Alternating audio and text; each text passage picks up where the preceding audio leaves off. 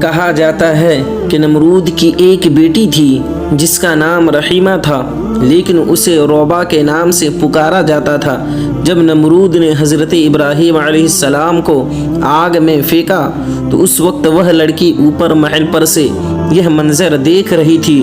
جب حضرت ابراہیم علیہ السلام کو آگ میں نماز ادا کرتے ہوئے دیکھا اور آپ کے ارد گرد بہت گلاب کے پودوں اور پانی اور درختوں کو دیکھا جن پر پرندے چہچہا رہے تھے، تو دل میں کہنے لگی کہ میرا باپ تو کچھ بھی نہیں ہے۔ قدرت، عزت اور بادشاہی تو اللہ رب العالمین کی ہے جو حضرت ابراہیم کا رب ہے۔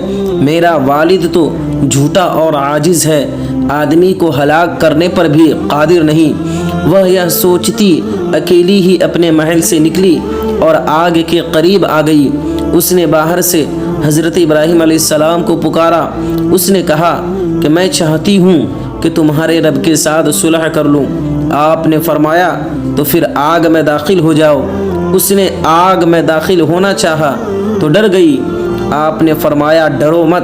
اسی وقت آگ کو حکم ہوا اے آگ میری بندی کی حفاظت کر۔ اس کے بعد وہ آگ میں داخل ہو گئی۔ وہ جس جگہ پہ پاؤں رکھتی اللہ کے حکم سے وہاں سے آگ ٹھنڈی ہو جاتی تھی۔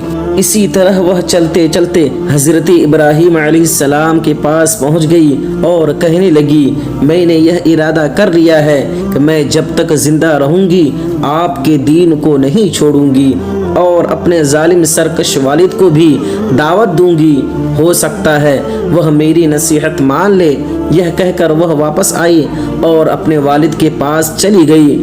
وہ اس وقت تخت پر بیٹھا ہوا تھا اور اس کے لشکر اس کے ارد گرد جمع تھے، کچھ کھڑے تھے اور کچھ بیٹھے تھے۔ وہ جا کر کھڑی ہو گئی اور کہنے لگی کہ اے میرے باپ تو کب تک جھوٹے دعوے کرتا رہے گا، کیونکہ خدائی اور قدرت و طاقت تو اس خدا کے لیے ہے جس نے حضرت ابراہیم علیہ السلام کے لیے آگ میں گلاب کے پھول، سبزہ و باغات اور بہتا دریا پیدا کر دیا ہے۔ بادشاہی تو اس کی ہے، تیری کیا بادشاہی ہے؟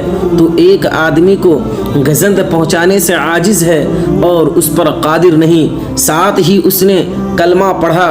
اس کا لعنتی باپ یہ بات سن کر غصے میں آ گیا اور اس سے کہنے لگا اپنے دین سے پھر جا، اپنی جان پر ظلم نہ کرو ورنہ میں تجھے ایسی سزا دوں گا کہ دنیا والے اس سے عبرت حاصل کریں گے۔ اس نے کہا میں دین حق کو ہرگز نہیں چھوڑوں گی۔ تو انہوں نے اس کے کپڑے اتار دیے اور اسے پیٹنا شروع کر دیا، لیکن وہ اپنے دین سے نہ پھری۔ پھر نمرود نے اس کے دونوں ہاتھ کاٹ دینے کا حکم دیا۔ اس کے کارندوں نے اس کے دونوں ہاتھ کاٹ دیے، لیکن اس اللہ کی بندی نے اف تک بھی نہ کی۔ پھر نمرود نے اسے مختلف سزائیں دی، لیکن وہ اپنے دین پر ڈٹی رہی، حتیٰ کہ اللہ تبارک و تعالی نے ایک فرشتے کو حکم دیا کہ وہ جنت میں جائے اور اس کے لیے وہاں سے اعلیٰ پوشاک لے کر اس کے پاس جائے۔ وہ فرشتہ پوشاک لے کر اس کے پاس گیا اور وہ پوشاک اس کو دیا۔ اس کے تمام زخم اللہ کے حکم سے درست ہو گئے۔